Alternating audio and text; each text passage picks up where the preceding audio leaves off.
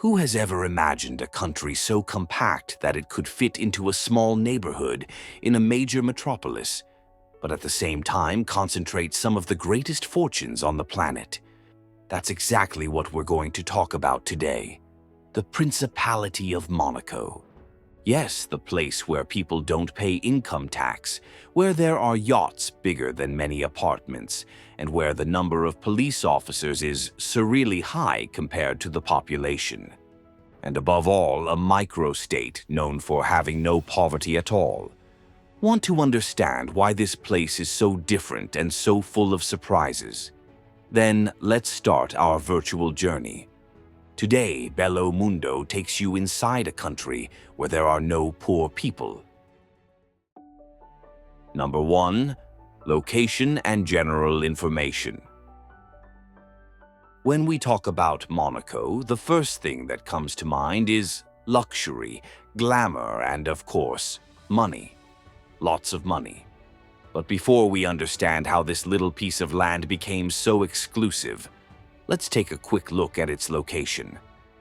Monaco is simply the second smallest country in the world, second only to the Vatican. And when I say small, I mean really small. Just 2.02 square kilometers. It's so tiny that you can cross the whole country on foot in less than an hour. It sounds like a joke, but it's true. Despite being tiny, this microstate has an enviable location, surrounded by France and bathed by the blue waters of the Mediterranean Sea, right in the heart of the trendy French Riviera. This explains why, despite being so small, the country boasts wonderful beaches, buildings that seem to scratch the sky, and mountains that create a movie-worthy setting. And even though it's not officially part of the European Union, it uses the euro as its official currency, thanks to special agreements.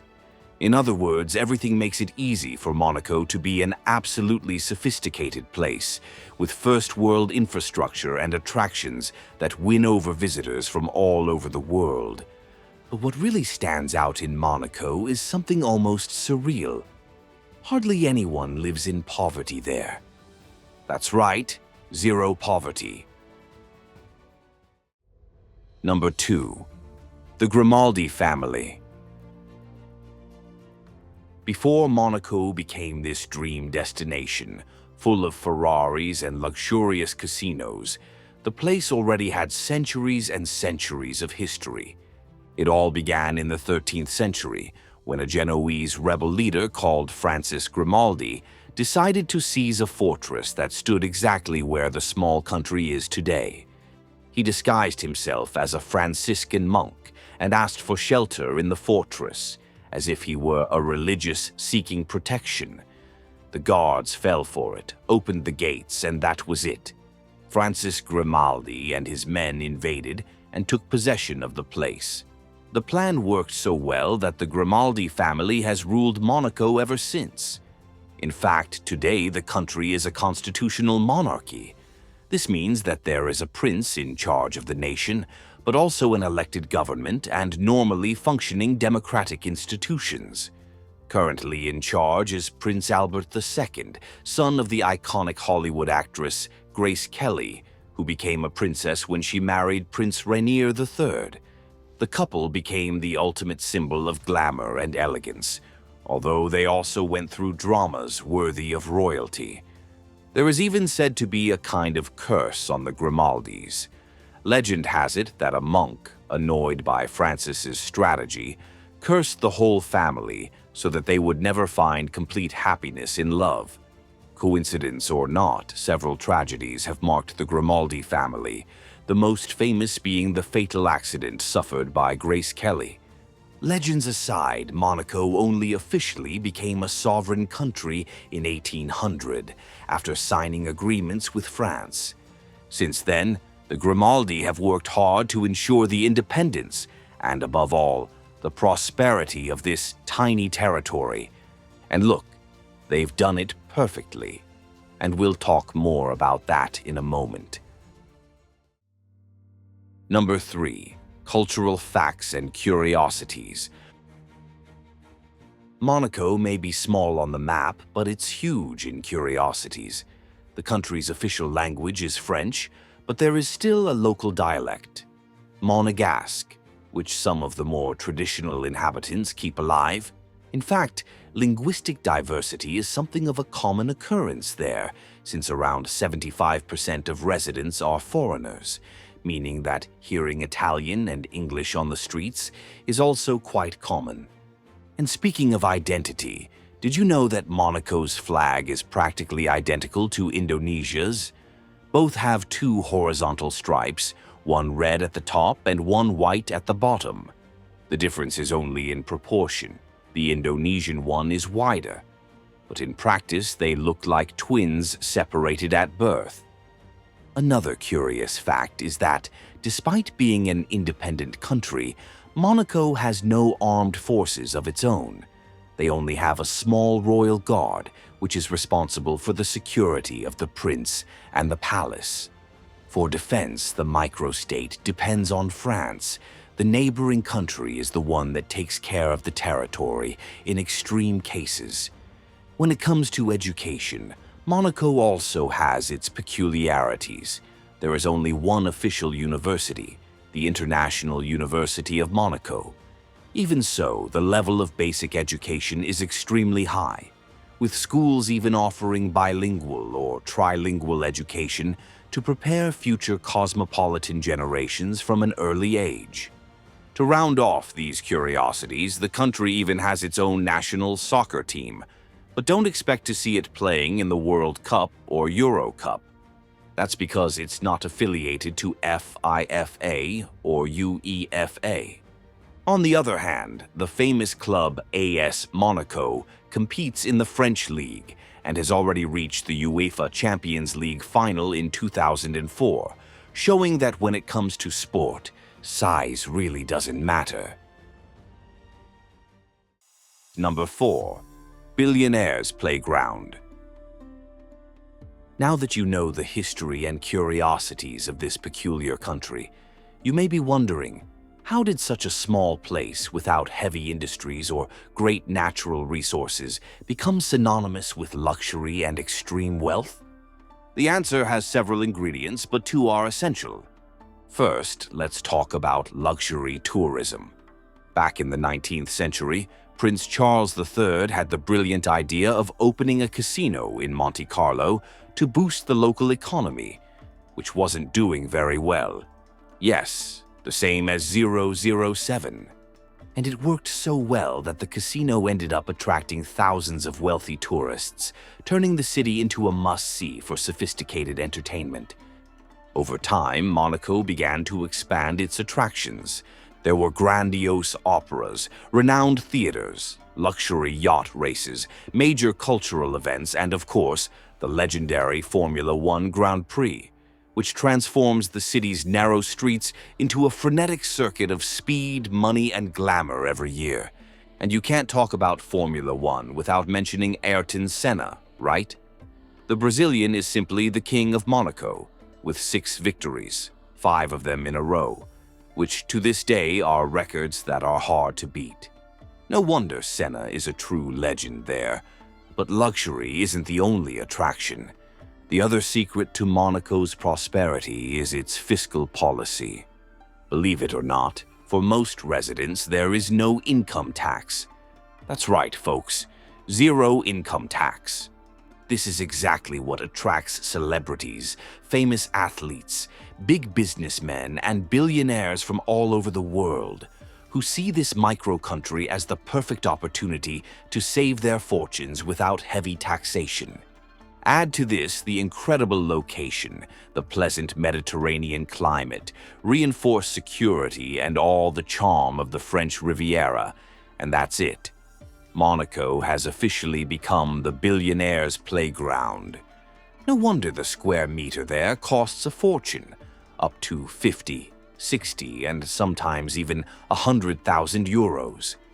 A price that many people are willing to pay to live in this true tax haven, surrounded by luxury and sophistication.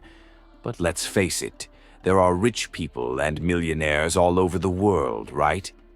The great thing about Monaco, apart from all this glamour and purchasing power, is that there is no poverty here. Yes, you heard right. There are no people here in need of government aid or surviving on the minimum wage. But does that mean that everyone who works here, whether as a waiter, maid, or valet, earns a fortune? Well, I'll tell you about that in a moment. And I advise you to stick around because, who knows, maybe a good opportunity will come up to earn euros working in Monaco. But hold on and keep your emotions in check, because first I'm going to show you everything you need to know to visit this place with wealth. And the best part, without spending anything. And speaking of spending nothing, make sure you like it, subscribe to the channel, and turn on notifications. It's quick, it doesn't cost anything, and you're helping the channel to keep bringing you incredible new content. Number 5. Monte Carlo Casino and locals can't play. Remember when we talked about the iconic Monte Carlo Casino? Well, you can't start our itinerary without going there. After all, it's practically the tourist heart of Monaco. Just by looking at it, you can tell it's straight out of a movie. A beautiful building with neoclassical architecture designed by the same architect as the Paris Opera, Charles Garnier. And it's not just looks either. The interior is pure glamour, with decorated halls, huge chandeliers, and all the luxury you can imagine. Inside, the fun runs wild with classic table games such as poker and roulette, as well as slot machines. To complete the tour, the place also offers a theater, opera, museum, and exquisite restaurants. You can see why James Bond stopped by, right? Speaking of Agent 007, there is even a secret tunnel that connects the casino to the luxurious Hôtel de Paris, just opposite. This tunnel is used especially by celebrities and VIPs at exclusive events. After all, what could be more James Bond than that? Entry to the lobby is free, but if you want to venture into the gaming tables, you'll have to pay a fee and, of course, follow a strict dress code. No shorts, tank tops, or flip-flops. Elegance is taken very seriously. Now, do you want to know the most curious detail of all? The citizens of Monaco themselves are forbidden by law to gamble in the casino. This rule came about in the 19th century when Prince Charles III was worried that the locals might spend all their money on gambling. Since then, the Monte Carlo Casino has officially become a place for foreigners to spend freely without guilt, keeping the wealth of the Monegasques intact. Of course, in practice, this changes almost nothing. After all, practically everyone you meet in Monaco is a foreigner. But let's face it, this history gives the place an extra charm, doesn't it? Number 6. Places. Monaco is not all about Formula One and casinos. If you like history, visit the Prince's Palace and the neighborhood called Monaco Ville at the top of Le Rocher. This is where the Grimaldi family officially lives, with the changing of the guard every day at noon. Close by is Monaco Cathedral, where members of royalty, including Grace Kelly, are buried. Another must-see is the Oceanographic Museum, founded by Prince Albert I. It has an incredible aquarium and exhibitions on whales and ocean research. The exotic garden features cacti, succulents, and a prehistoric cave full of stalactites. If you prefer something zen, there's also the Japanese Garden, built in 1994, with lakes and tea houses. Want to see millionaire yachts? Then take a stroll around Porto Hercle. And for those who want to bathe in the sea, Larvato Beach is the official choice. Although small and artificial, it has calm seas, bars, and restaurants. If there's not enough space on the sand, many people improvise on the concrete in the shape of a bleacher, enjoying the view of the Mediterranean without too many worries. Number 7. gastronomy. After sightseeing, nothing beats eating, right? Monaco breathes haute cuisine. There are numerous starred restaurants run by renowned chefs. The cuisine is heavily influenced by French, Italian, and, of course, Mediterranean elements. If you want to indulge in ultra-sophisticated dishes, this is the place. One of the most famous restaurants is Le Louis XV, run by renowned chef Alain Ducasse. The restaurant is located inside the iconic Hôtel de Paris, and it's not uncommon to find dishes that easily exceed 2, 3, or even 400 euros per person for a simple starter. For those who want something more affordable, there are cafes, bistros, and markets with simpler options. The typical dishes also reflect the local wealth, and two stand out in this regard: Brandamincium and Fugassa de Monaco. Brandamincium is a codfish prepared with garlic, olive oil, thistles, a plant typical of the region, and white sauce. The Fugassa de Monaco is very reminiscent of Italian fogazza, but with a special touch, stuffed with hazelnuts, almonds, and red and white aniseed. Not to be missed, and to accompany these dishes, how about a local drink? Monaco has its own organic beer, produced at the Brasserie de Monaco, a small brewery located in the port. They use hand-selected organic malts and a modern, fully automated system. In fact, it was this brewery that created an exclusive beer for Prince Albert II's wedding. A beer fit for royalty. Number 8. The country without poor people. Now, we come to the most intriguing point in this whole story: the reputation that there are no poor people in Monaco. And you know what? That's actually true. At least, that's what the official statistics show, which point to a zero poverty rate in the country. In practice, the cost of living in Monaco is so high, but so high that you simply can't afford to live there on an ordinary salary. Just to give you an idea, a small apartment can cost millions of euros, and the price of a square meter is one of the most expensive on the planet. This ends up creating a kind of natural financial selection. Those who don't have enough money simply can't settle in the principality.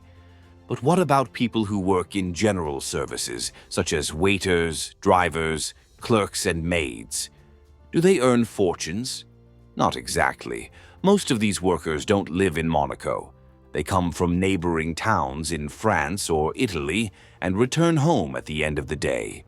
After all, it would be impractical to rent or buy property in the principality on a regular salary.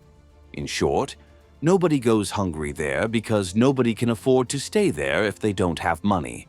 It sounds almost bizarre, but that's how it works. Number 9. Impressive security. To round off our trip on a high note, we can't forget one of the most impressive aspects of Monaco: security. After all, when you have so many millionaires and billionaires roaming around freely, safety is not a luxury, it's a basic item. Can you believe that in Monaco there is one policeman for every 70 inhabitants? Yes, depending on the source, this figure varies, but it's still an absurdly high proportion.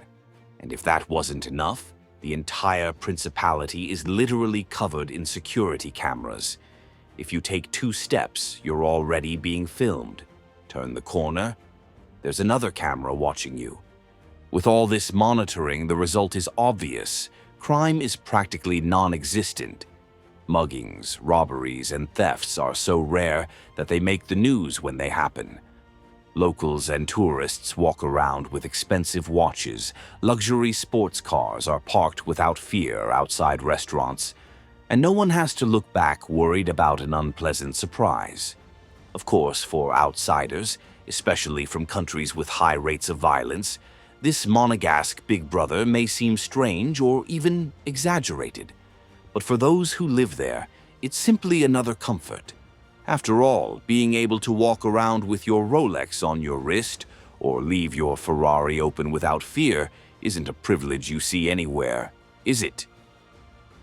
So, what do you think of this almost unbelievable security? Can you imagine living in a place like this? After so much history and extravagance, I ask you, which of these curiosities took you most by surprise? Did you know that Monegasques themselves are not allowed to gamble in the Monte Carlo casino? Or that hardly anyone lives there unless they're flush with cash? Leave your answer in the comments. If you liked this content, you already know. Leave a like, subscribe here on Bello Mundo, and activate the bell so you don't miss the next videos. Thank you very much for joining us, and we'll see you on our next adventure.